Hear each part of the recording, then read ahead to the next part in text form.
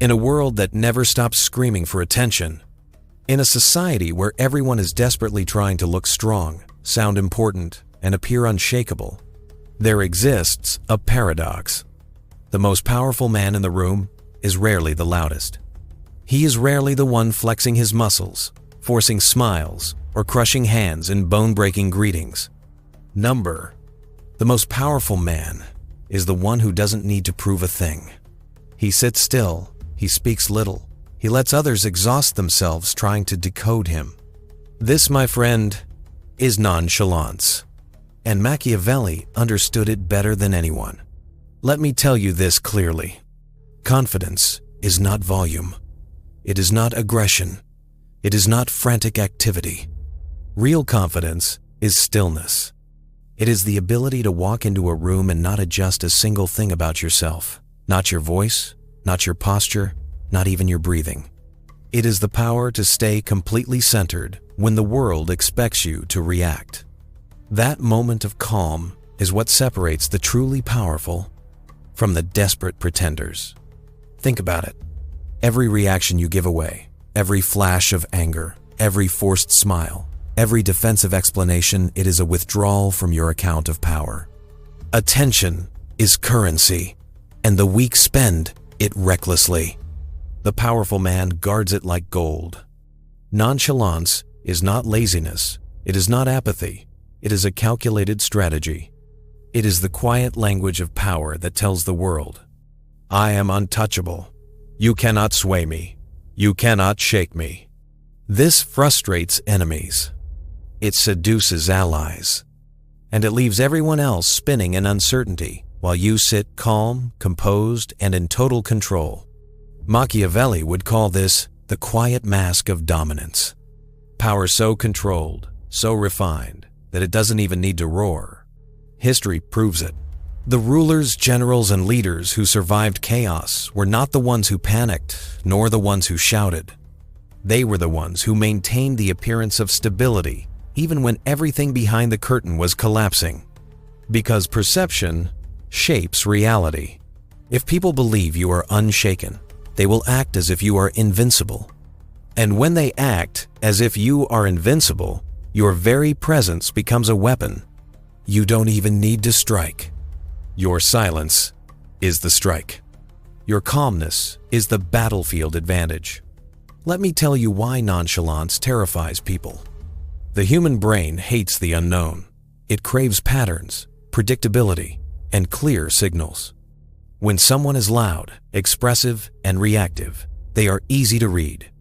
You can see their anger, their fear, their pride. You can map out their weaknesses. But the man who shows nothing, the man who sits calmly, detached, unbothered, that man is dangerous. Because suddenly, everyone else must guess. Is he confident, or is he planning something I can't see? Is he powerful, or is he simply waiting for the perfect moment to strike? Uncertainty breeds fear, and fear breeds respect. Machiavelli once wrote, "A ruler must always appear unshaken, whether the kingdom thrives or collapses." Why? Because appearance is power. If the people see you as steady, they will stay steady. If they believe you cannot be moved, they will move around you. Perception dictates loyalty, fear, and control. This is why nonchalance is more than calmness. It is controlled detachment. It is climbing above the emotional storm where everyone else is drowning and watching the battlefield from a higher ground. Most people are trapped in emotional reflexes, reacting to every insult, every threat, every temptation. But the nonchalant man, he denies them the game they're used to playing. And when you deny people the script they expect, you take control of the entire stage. Think about it in your own life. In business, who gets the best deal? The man who rushes to sign the paper, or the one who waits, lets silence do the talking, and forces the other side to sweat? In relationships, who holds the upper hand? The one who clings desperately, or the one who could walk away without flinching? In politics, who appears the strongest? The leader who panics in crisis, Or the one who maintains composure even while fires rage in the background? Everywhere you look, the advantage belongs to the man who does not react. To the man who can remain still while everyone else collapses. Nonchalance flips the game. It makes others chase your approval instead of you chasing theirs. It makes them fight for the space you already control. And once people start seeking your attention, your respect, your acceptance, you own the pace of the game. That is power. That is control. That is why Machiavelli understood nonchalance as the quiet mask of dominance. But this is just the beginning. Because in part 2, we'll go deeper into the psychological effects of nonchalance, how it warps the minds of allies, enemies, and manipulators, and why it transforms you from just another player into the one writing the rules of the game. In part 1, we uncovered the essence of nonchalance, the stillness that separates the powerful from the pretenders. But now, let's step deeper. Because nonchalance is not only a shield, it is a weapon. A psychological force that bends the minds of those around you without you saying a single word. When you master it, you stop being just a participant in human interactions. You become the judge, the silent authority, the gravitational center that everyone else begins to orbit around. This is the psychological power of nonchalance. The first effect is uncertainty. Humans crave feedback. When someone insults you, they want to see fear. When someone boasts, they want to see admiration. When someone provokes you, they want to see a reaction. But your nonchalance denies them that fuel. You give them nothing. No twitch, no flinch, no visible reaction. And suddenly, they're left hanging in limbo, unsure if they've reached you or missed completely. That uncertainty drives them into overthinking. And overthinking is where people make mistakes. The second effect is respect, even from your enemies. The human brain is wired to associate calmness with competence. If you don't panic in crisis, you are assumed to be capable. If you don't rush to defend yourself when attacked, you are assumed to be confident in your position. This doesn't even have to be true. Perception becomes reality, and the perception of composure instantly elevates you above others. Your stillness whispers a message. I am in control. I am not moved by your chaos. I stand where I choose to stand. And people, even those who dislike you, will respect that. The third effect is disarming manipulators. You see, manipulators thrive on emotional responses. They poke, they provoke, they bait, waiting for you to lash out, defend yourself, or explain too much. But when you remain nonchalant, the entire script collapses. They stand there waiting for their cue, and you refuse to give it. The longer you hold your composure, the more frustrated and sloppy they become. They reveal themselves. They expose their tactics. Meanwhile, you remain untouched, watching from above, choosing when or if to strike. This is why nonchalance is the natural armor against propaganda, gossip, and psychological traps. The fourth effect is mystery. Humans cannot stand blank spaces. We are addicted to filling in the gaps. If you are loud, people know who you are. They can categorize you. They can predict you. But if you are calm, detached, unreadable, they must guess. And most of them will guess wrong. They will project onto you power you may not even have. They will imagine you are deeper, more dangerous, more intelligent than you really are. And this projection creates an aura, a mystique that shields you from direct challenges. Because people are reluctant to fight what they cannot define. The fifth effect is turning pressure into leverage. In heated negotiations, in arguments, in confrontations, people expect escalation. They come prepared to fight emotion with emotion. But when you remain calm, when you refuse to rise to the bait, the entire balance shifts. They begin to doubt themselves. They wonder, am I misjudging him? Am I walking into a trap? Why isn't he panicking? Your calmness acts like a mirror, reflecting their own instability back onto them. Suddenly, their confidence cracks, while yours only grows. The sixth effect is rewriting the hierarchy without words. In any group, whether it's friends, colleagues, or rivals, the one who controls their emotions better almost always controls the group. By staying steady while others react, you silently position yourself above them. They may not admit it out loud, but they will feel it. This is why emperors, diplomats, and ruthless leaders throughout history valued composure above all else. Not because it's a nice quality, but because it quietly establishes dominance. Here's the final truth.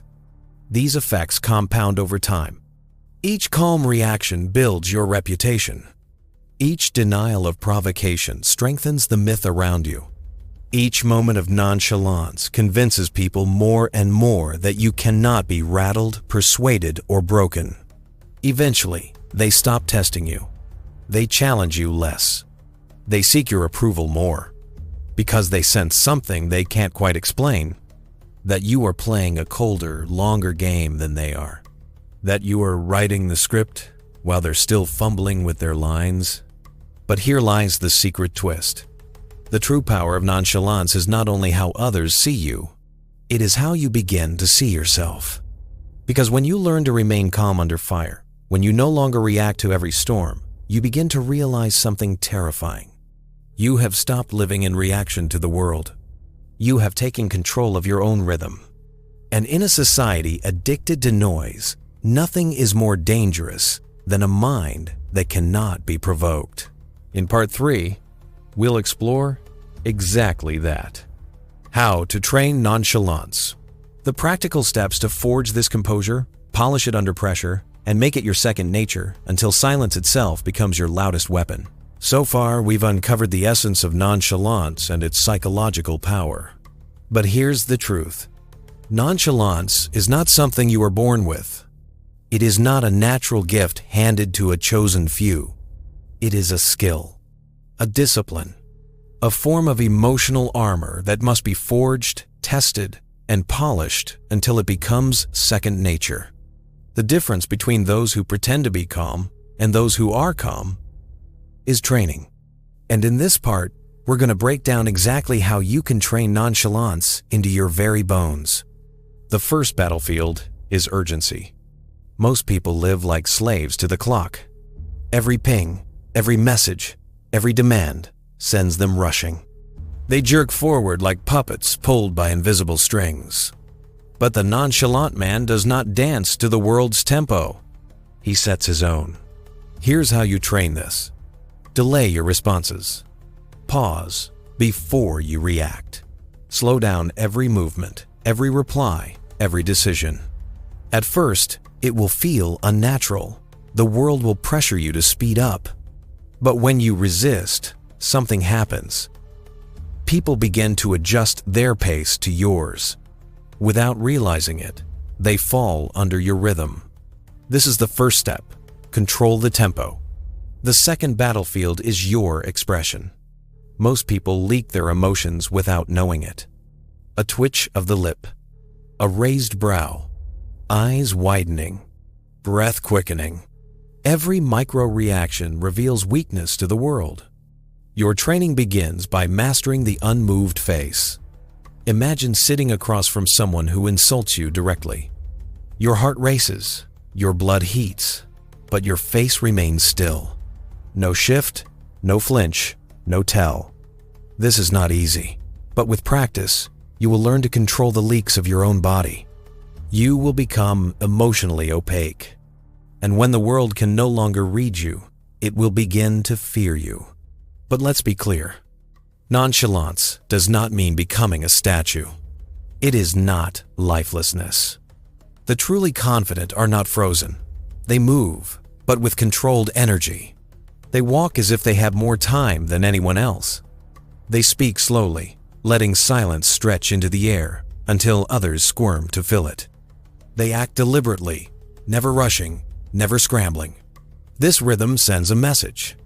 I am not in a hurry. I will not be rushed. You will wait for me. And people will wait. They will lean in. They will crave your next word or move.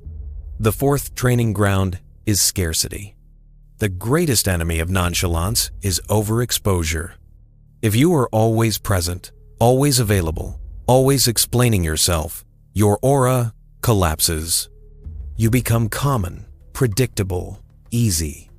The nonchalant man trains himself to withdraw, not in a sulking, dramatic way, but in subtle, effortless gestures. A short message instead of a long one. Leaving an event early without explanation. Declining invitations without justification. This creates the impression that your time is rare, your presence valuable. And the less people see you, the more they will want to. The fifth battlefield is loss. Anyone can appear calm when they're winning. But the real test of composure comes when the world denies you something you wanted. Most people lash out, sulk, or show frustration when they lose. The nonchalant man does neither. He accepts setbacks. With the same face, he accepts victory. Inside, he may plan his return, but outwardly, he never cracks. When the world realizes it cannot shake you even in defeat, your reputation multiplies. You become untouchable. The sixth training ground is your tongue. Those who talk too much reveal too much. They are easy to provoke, easy to predict, easy to control. Nonchalance thrives in brevity. Say only what must be said. Deliver it in a tone that is steady, not rushed, not strained. This forces people to read between the lines. And in that guessing, they give you more power than your words ever could. Finally, understand this. Nonchalance is not about pretending you don't care. It is about caring selectively. You are not indifferent to everything. You are simply immune to what does not deserve your energy. You spend your attention like currency. You waste it on nothing. You invest it only where it returns influence, respect, or leverage. This is the ultimate discipline. To withhold your energy until its release becomes undeniable. When you begin this training, it will feel uncomfortable. The world will push harder. People will test you. But as you hold your ground, something will shift. They will lower their voices when they speak to you. They will measure their words. They will hesitate before making demands. Without realizing why, they will begin to treat you differently. Because your nonchalance has become a silent display of dominance. But there is another level beyond this. In Part 4, we'll move from training to weaponizing nonchalance, turning calmness into a blade that can disarm rivals, unsettle enemies, and bend people to your will without lifting a finger. Up to now, we've explored what nonchalance is and how to train it into your very character. But training alone is not enough. Nonchalance, once mastered, becomes more than a shield. It becomes a weapon. And when used with precision, it can disarm rivals, unsettle enemies, and tilt entire situations in your favor without a single raised voice, without a single threat. This is the art of weaponizing nonchalance. The first weapon is silence. Most people fear silence.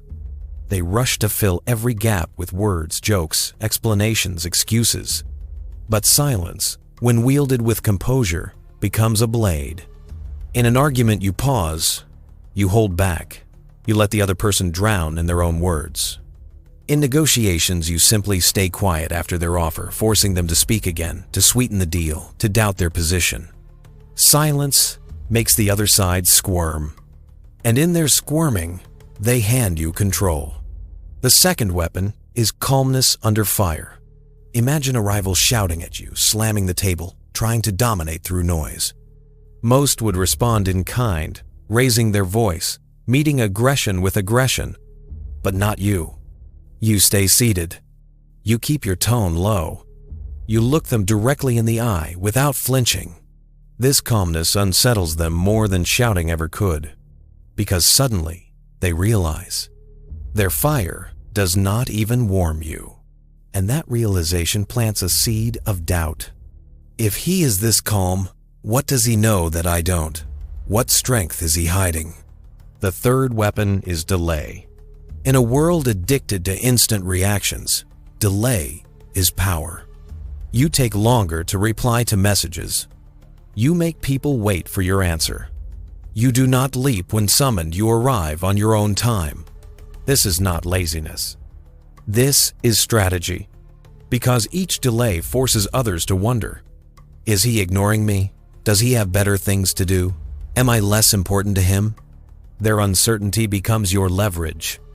And when you finally respond, your presence feels heavier because it is rare.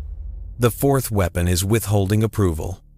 Most people hand out their validation too easily: compliments, agreement, attention. But when you withhold yours, people begin to chase it. They adjust their behavior to earn your nod. They soften their words to avoid your disapproval.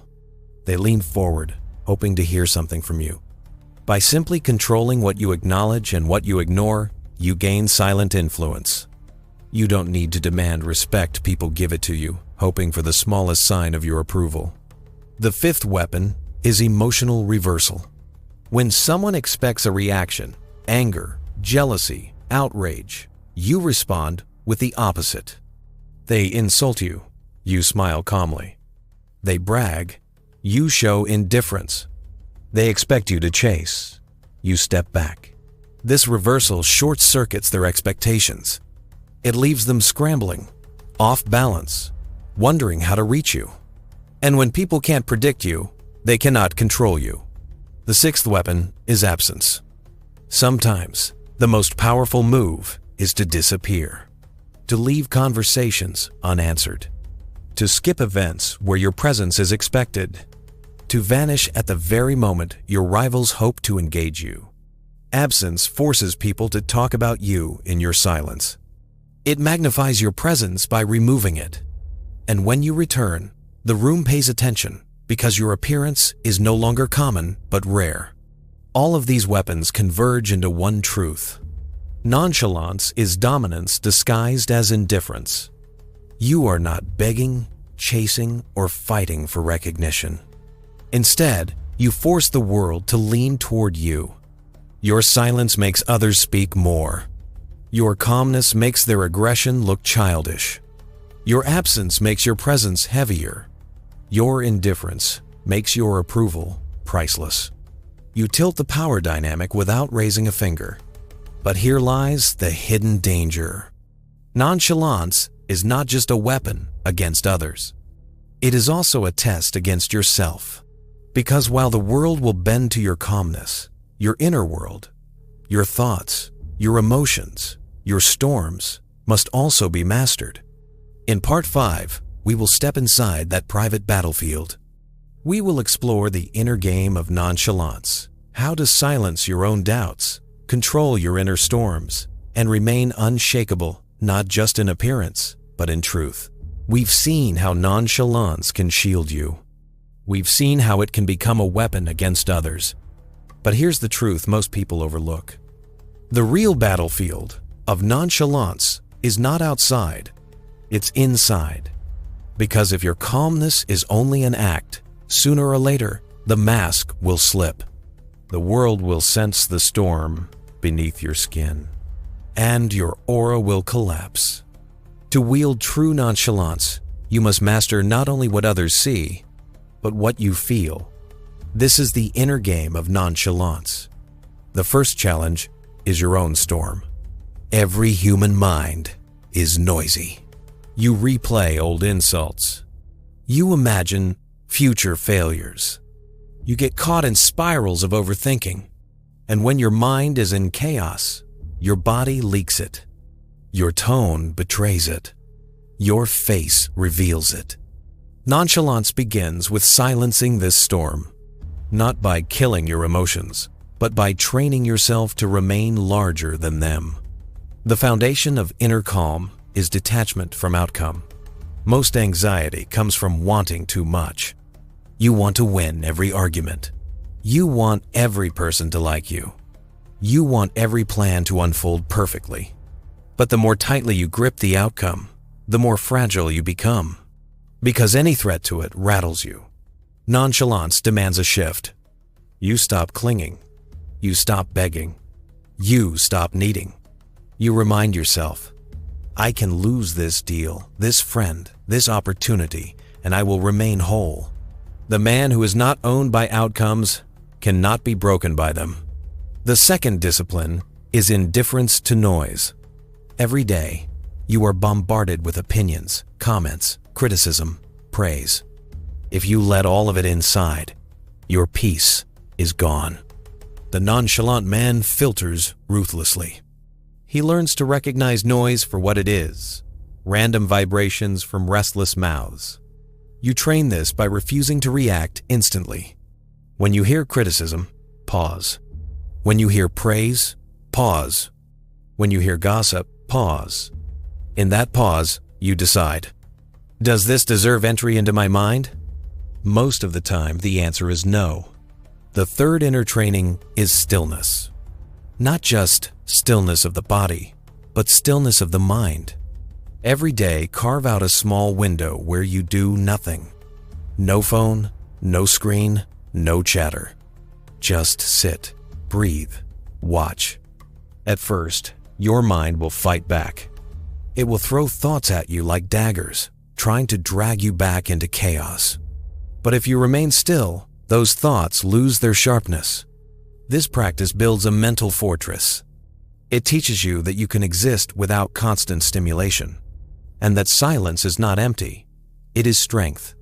The fourth inner practice is what I call emotional alchemy. Nonchalance is not about suppressing emotions. Suppression always leaks.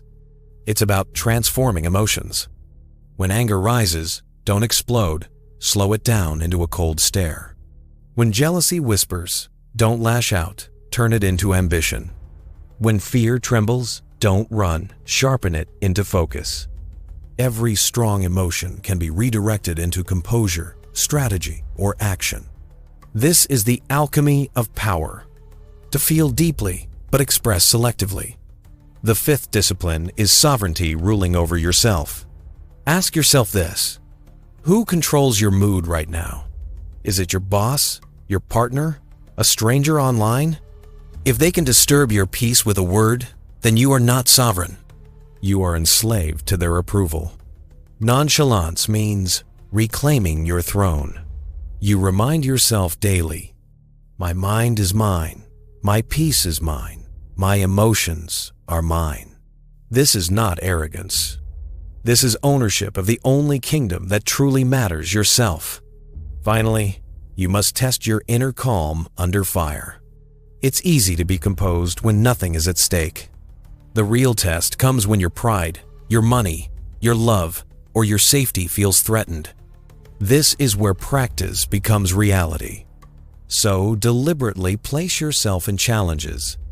Speak in situations where you might fail. Walk away from deals that pressure you. Hold your calm while insults burn your ears. Each test strengthens your armor. Each trial proves to you and to the world that your calmness is not a mask. It is who you are. When you reach this level, nonchalance is no longer an act. It becomes your atmosphere. People feel it before you speak. They sense it in your silence, your movements, your presence. But there is one final chapter. Because the true mastery of nonchalance is not just personal. It is how you use it to build legacy, authority, and influence that outlast you. In Part 6, we will bring everything together. We will reveal the final transformation, how nonchalance becomes not just a shield, not just a weapon, not just an inner discipline, but a crown. We have walked through the path of nonchalance. We've seen it as a shield. We've sharpened it into a weapon. We've trained it within ourselves. But now, in this final chapter, we rise to the highest level. Because true nonchalance is not only about survival. It is not only about power in the moment. It is about something greater. Legacy. When you master nonchalance, you do more than dominate conversations or silence rivals. You create an aura that outlasts your presence. A crown that sits on your head, visible even when you say nothing at all. This is nonchalance as legacy and crown. The first truth is this: when you are nonchalant long enough, it becomes reputation. Long before you enter a room, people whisper, "He cannot be rattled. She doesn't chase anyone. He's impossible to provoke." Your aura begins to walk ahead of you, preparing the ground before you arrive. People approach you differently. They measure their tone. They weigh their words. You no longer have to demand respect. Respect precedes you. The second truth: nonchalance creates magnetism.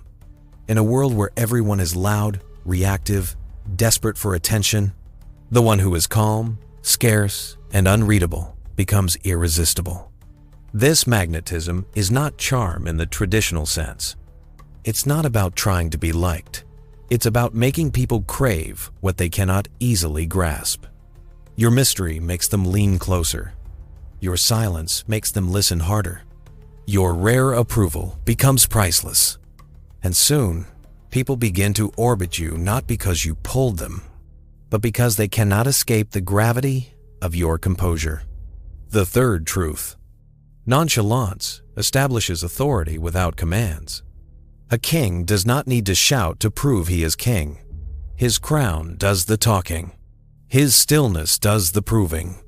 When you are nonchalant, you no longer argue for your position. You embody it. You do not fight for dominance. You radiate it. Your authority is not written on paper.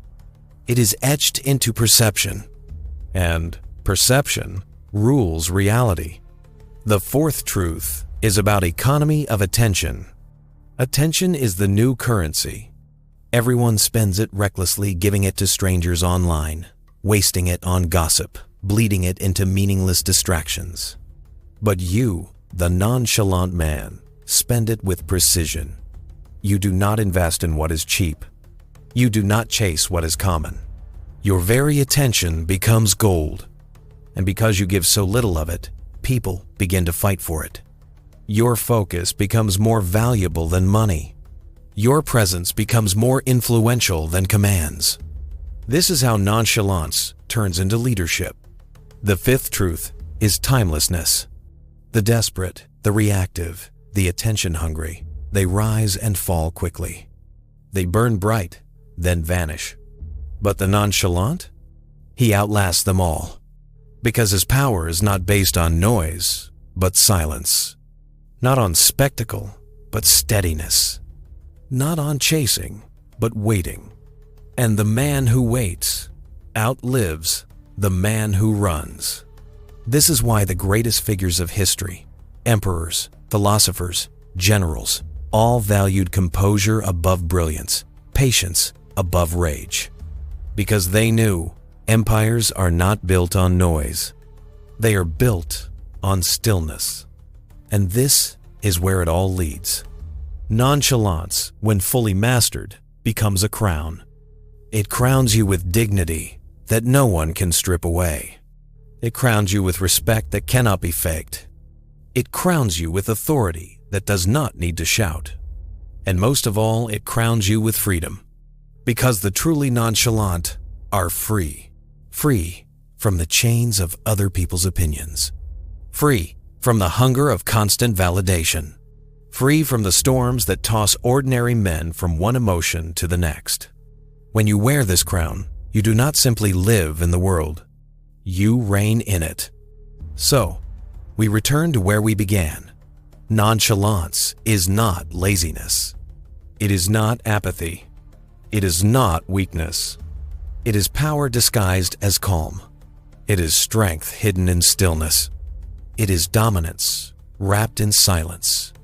It is the secret that Machiavelli understood. The secret that leaders, kings, and masters of influence have used for centuries. And now, it is yours.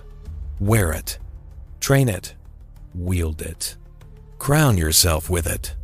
And watch as the world bends silently to your rhythm.